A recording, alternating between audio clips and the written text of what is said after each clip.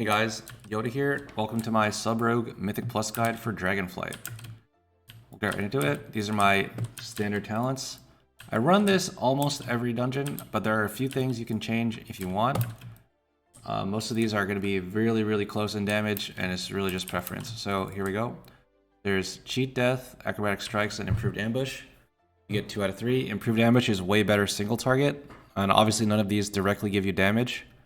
So you can just pick. Personally, I like these because they make it way easier to play, but, you know, Improved Ambush has its merits. Alright, next we have Shuriken Tornado, Shadow Focus, and Shadow Blades. You get 2 out of 3 of these. I'm always going to play Tornado on Fortified Week.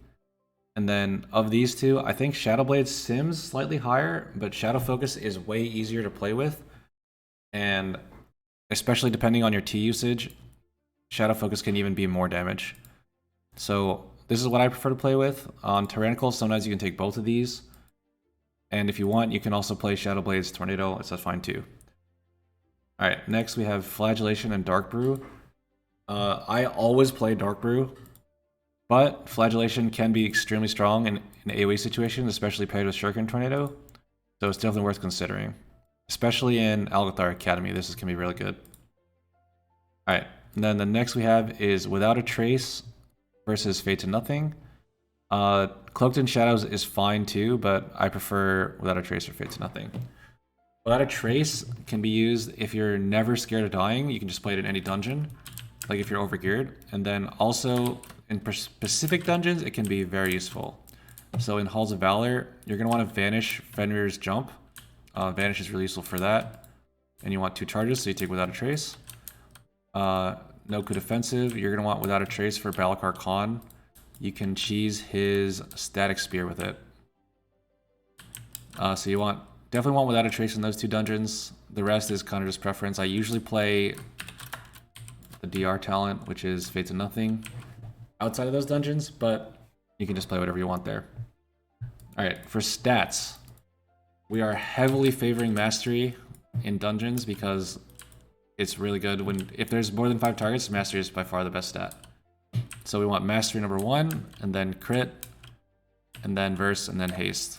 Crit is really good because we have Seal Fate, so it makes your Shuriken Storm give you it can give you more combo points than you deserve. Like let's say you're fighting 3 mobs, then you Shuriken, it can give you 5 combo. That Shuriken could give you 5 combo points. So that's why Seal Fate's really good. That's why Crit's really good. Well, both. Alright, Trinkets. For Trinkets, we are going to want Raid Trinkets, as always.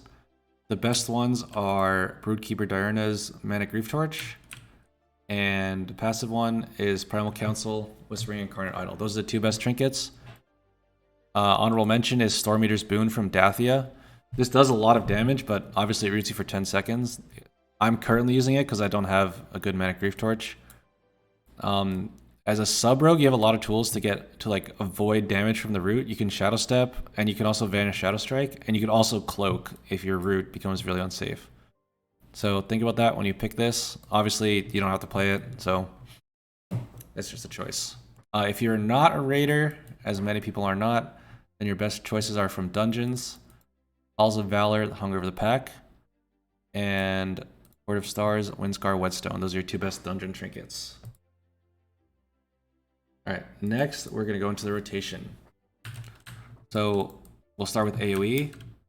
When you're outside cooldowns, it's very simple. You just Shuriken, Rupture, Shuriken, Rupture, Shuriken, Rupture, until the whole pack is ruptured, then you can go Shuriken Black Powder.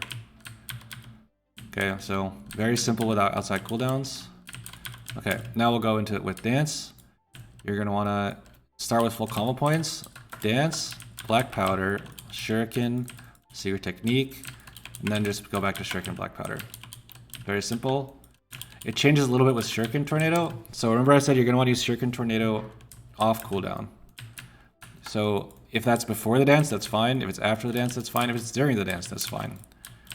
So let's go outside the dance. It's simple, right? You just use it and then finish Rupture and then finish Black Powder.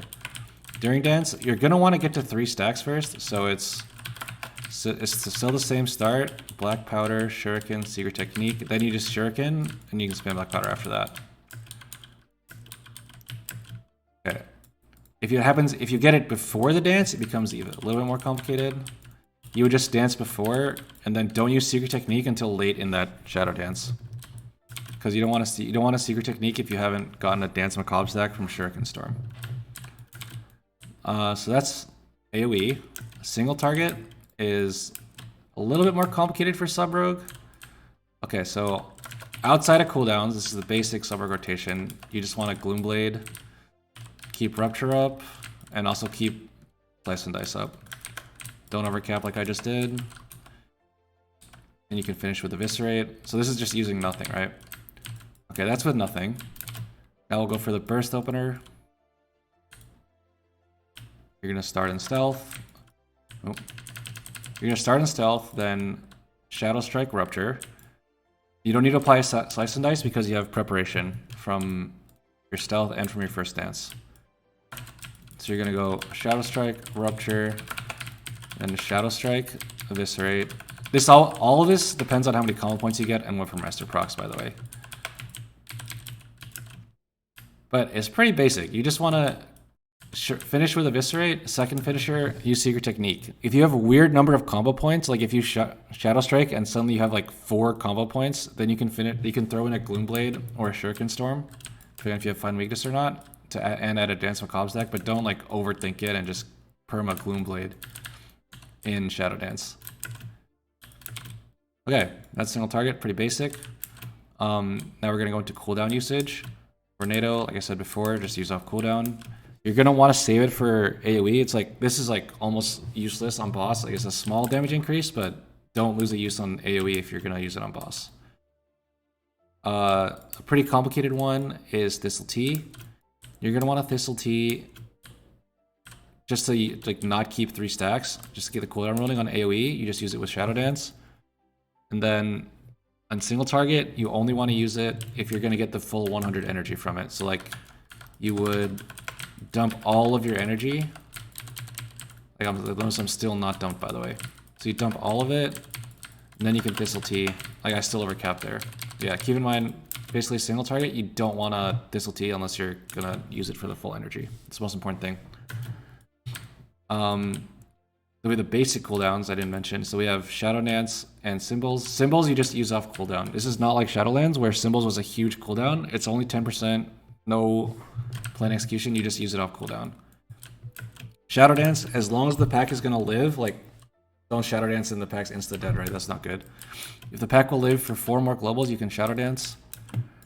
And you always want to sync Secret Technique with Shadow Dance. Never Shadow Dance if you're not going to be able to Secret Technique. Never Secret Technique outside Shadow Dance. These two are always together.